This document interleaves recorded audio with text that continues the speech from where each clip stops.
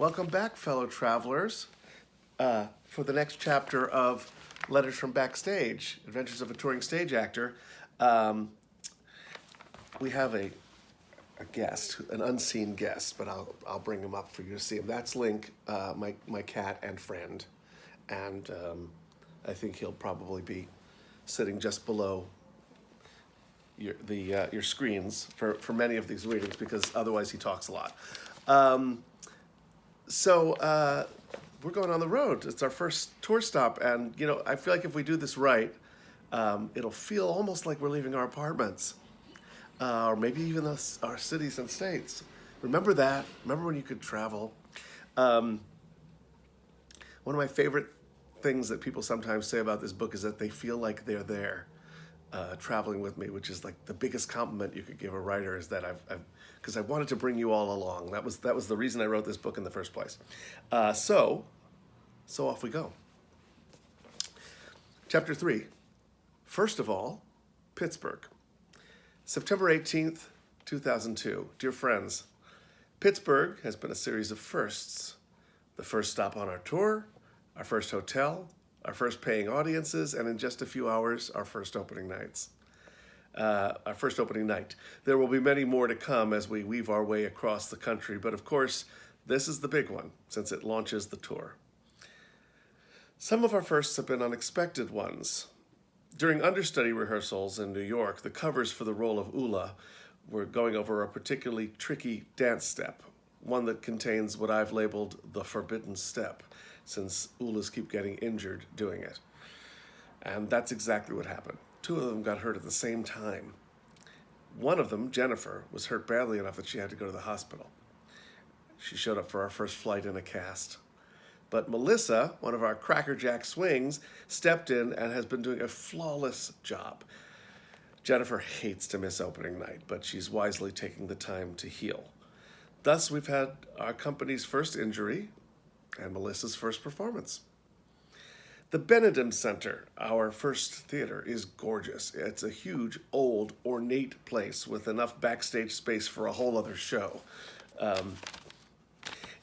It's moving to think that someone loved theater enough to build such a place. Outside, our first marquee. You probably can't see it, but there's a picture. Oh, wait, maybe you can see it. Our first marquee. The preview audiences have been loving the show. It's something heady to look out from the stage and see them piled all the way up to the balcony, which seems miles in the air, and hear them laughing. They seem so happy to be there. There have been nightly standing ovations for our stars. It's pretty damn cool.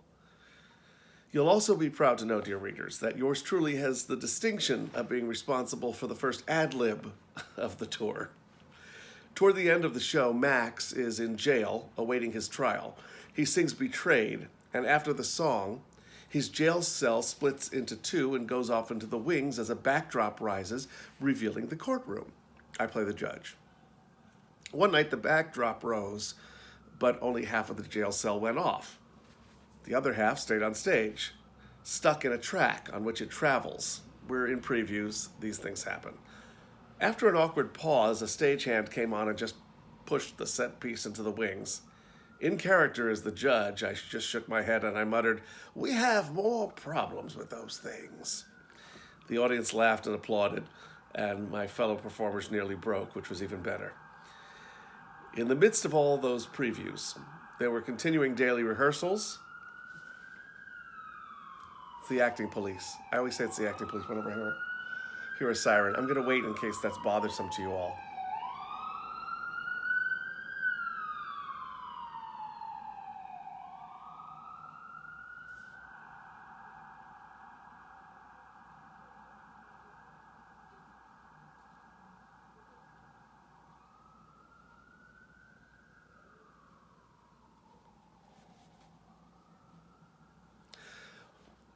One night, the backdrop rose, but only half of the jail cell went off. The other half stayed on stage, stuck in the track on which it travels. We're in previews. These things happen.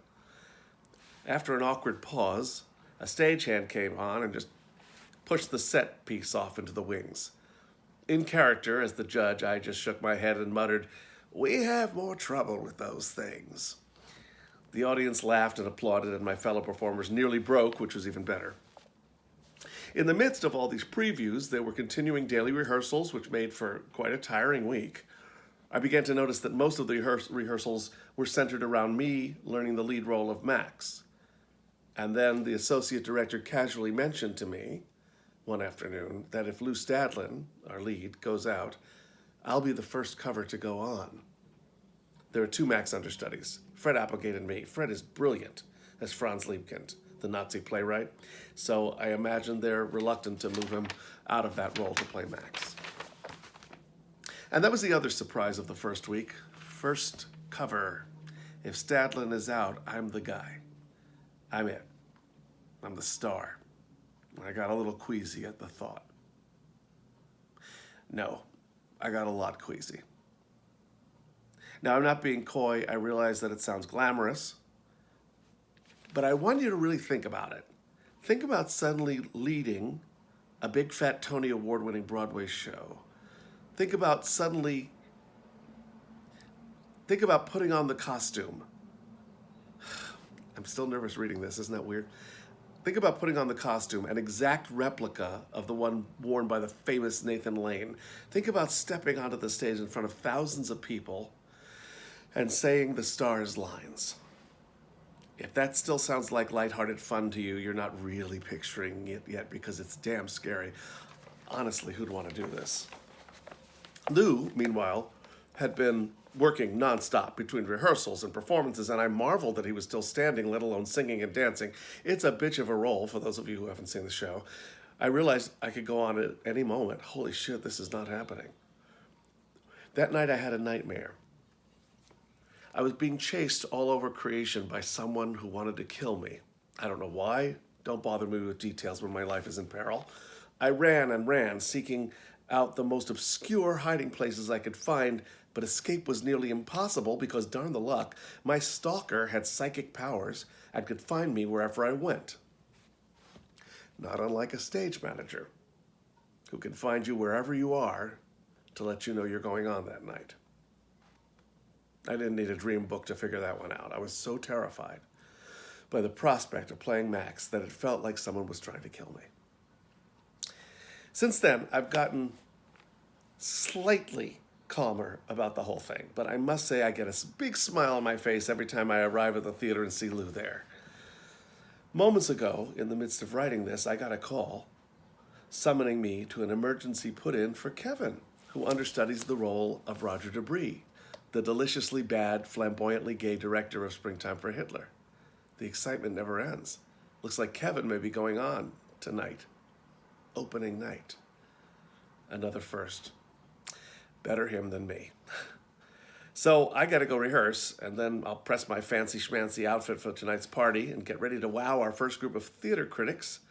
I'll keep you all posted, and if anything newsworthy happens, you'll be the first to know. Kostroff. This is a picture of our stage manager lurking in the dark, letting me know he can find me. That's Rold Smith, brilliant stage manager. Okay, next time, this is a goodie. Next time we explore the dark mysteries of Cleveland. See you then. Thanks for joining me. Bye.